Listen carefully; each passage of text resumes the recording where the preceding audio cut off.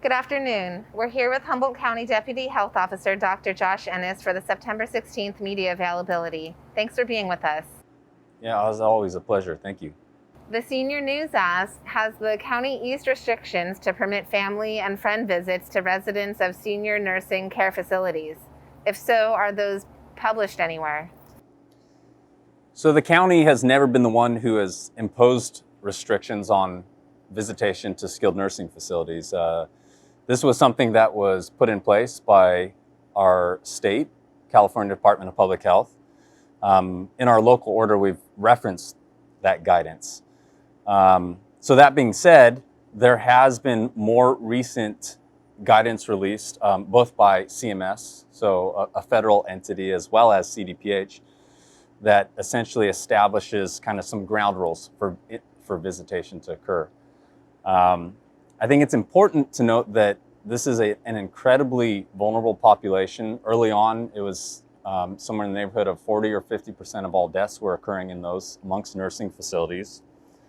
Our nursing facilities have had time to prepare and have dealt very well with mitigating any spread of disease. So what's important is that if there's been any kind of easing of restrictions and visitation is now being allowed to occur, it's not that it can't happen without appropriate precautions. So it takes into account all the things that we've been saying all along and basically set some ground rules for how visitation should occur. And so things such as trying to minimize or discourage any kind of physical contact, keeping space, when possible to do visitation outdoors, that it occurs outdoors, when possible to have a separate space, to have it occur in that separate space. And so the doors haven't flung wide open. It's simply laying the groundwork to do it as safely as possible. Thank you. The Redwood News asks, are the DIY and surgical masks we wear helping protect against COVID-19 and the bad air quality? What type of mask, if any, are the most effective against protecting against both COVID-19 and the smoke from fires? So if we're talking about big stuff like ash in the air, certainly the general term of facial covering, which includes, as this question poses, as DIY masks, those items will help. But when we talk about really smoke, we're talking about smaller particulates in the air. And unfortunately, respirators, so we've talked a lot about N95, so N95 or greater, something that actually creates a seal on your face is what's going to protect best against bad air quality. And there are construction grade masks, there are healthcare related masks. The difference here is that they're referred to as respirators and they're intended to really filter much more smaller particulates out of the air.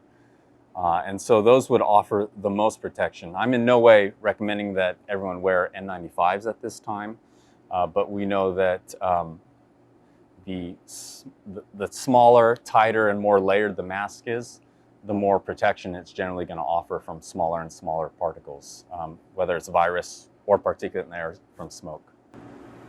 Thank you. The Redwood News asks, what masks are recommended to wear during this time of fires and pandemics to protect ourselves and others? Which masks aren't recommended to wear? So I think I've addressed this a little bit in the preceding question. It's hard to make a general recommendation because everyone has a different set of medical conditions or behavioral conditions that may interfere with them adhering to a tight-fitting mask. I'll give the example of someone who has bad lung disease. They may not deal with wearing an N95 very well, and so that may cause more problems for them than simply taking it off and trying to limit exposure by staying indoors in an area that has filtered air. And so it's hard to come up with a generalized mask recommendation for both fire and COVID-19. We know that the local order says wear facial covering when you can't maintain distance, when you have to go indoors. the smoke levels are monitored for parts per million, and so the recommendations can range from, being perfectly fine for everyone to only sensitive people, such as those with asthma, those with lung disease, maybe having issues, to downright hazardous, where it's harmful to everyone's health. And so it's hard to have a blanket recommendation for every single scenario you may come across. The North Coast News asks, Dr. Ennis, are you concerned about outbreaks within the firefighting community? I spoke about this a little bit last week. Anytime you bring a lot of people together from different areas or different households, yes, there is concern about outbreaks and disease transmission. We have been working with the various fire agencies, as well as agencies involved with sheltering, to ensure that there are measures in place to try and limit the amount of transmission. And so that includes screening for symptoms. It includes testing protocols to quickly identify individuals who have COVID-19 and be able to pull them out of the workforce, immediately upon identification. Additionally, many of these camps used to have people congregate in sleeping facilities, but that has been reorganized to allow for individuals to, for example, pitch an individual tent and minimize exposure to one another in sleeping arrangements. So it is of some concern, but we have certainly had an opportunity to inform the process to make sure that there is a chance to minimize ongoing transmission in that setting. Thank you. The North Coast News asks, what do you recommend the public do in regards to wildfire smoke and their health? I think I've spoken to that in a couple of the other questions. Those who have lung disease are going to be at increased risk, and so you can physically move to another area. You can try to filter out the smoke. You could have air filters within buildings. It's really going to depend upon the particulars because of our huge area that our county occupies, the geography involved, how it can change, as well as individual health conditions. So I think I've spoken to that answer already. Thank you. The North Coast News asks, what objective criteria does public health use to decide whether the amount of community transmission is at a safe enough level to open schools? If the answer is test positivity percentage, how do we define the locality for which that number is relevant? So this is really being driven by the state, so California Department of Public Health. Prior to the blueprint, there was a county data monitoring list, and essentially if you went on that list, schools couldn't reopen. Fast forward to the blueprint coming out now, maybe 2 weeks ago, and the purple tier, so the highest tier that rates disease being widespread, is equivalent to what was formerly called the county data monitoring list. So if you're in that purple tier, schools cannot reopen. And they define that as two ways. It can either be your test positivity greater than 8%. I'll note that we are well below that. Or it can be your daily case rate per 100,000. And so greater than 7 cases per 100,000 would land you in the purple tier.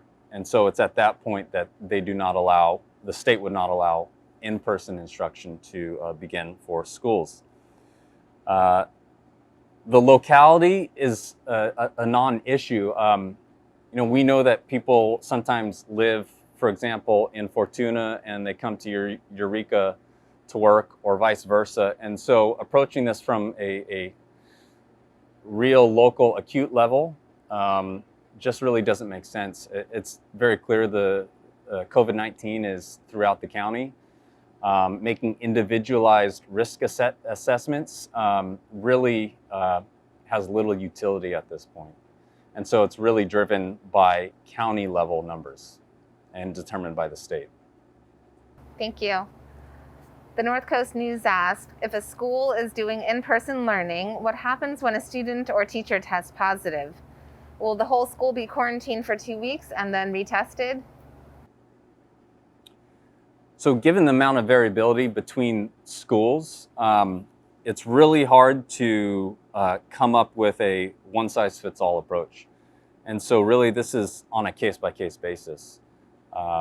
We look at when the infectious period was, when that individual was at school, and if there was overlap, if any. So there can be a scenario where a student tests positive, but their last time in school was outside the infectious period, in which case no actions needed for those remaining in the school.